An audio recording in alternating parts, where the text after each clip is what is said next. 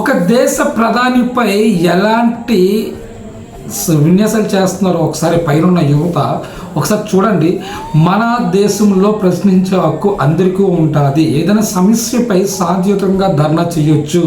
కానీ ఇక్కడ చేస్తున్న కాక్రోచ్ జనతా పార్టీ కొంతమంది విద్యార్థులు సపోర్ట్ చేస్తున్న ఆ పార్టీకి సపోర్ట్ చేస్తున్న కొంతమంది విద్యార్థులు చాలా చిత్రంగా వాళ్ళ ప్రదర్శన చూస్తూ ఉంటే చాలా కోపం వచ్చే పనులు చేస్తున్నారు.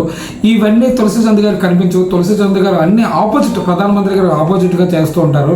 జస్ట్ కాంగ్రెస్ పార్టీకి సంబంధించిన ఒక విద్యార్థి ఒక పోలీస్ ఆఫీసర్ కాలు పట్టుకోపోతూ ఉంటే ఆయన జస్ట్ ఇలా మెడ పట్టుకుంటే నన్ను చంపేస్తారని ఆ విద్యార్థి అనడం, వీళ్ళు అక్కడ అల్లరి సృష్టించడం, ఇదంతా క్లియర్గా వీడియోస్ అయితే బయటకు ఎక్స్పోజ్ అయితే అయ్యాయి.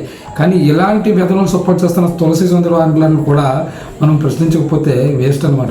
ఎంత దారుణంగా ఎంత నీచంగా ఉందో ఆ వీడియో ఒకసారి మీరు చూడండి.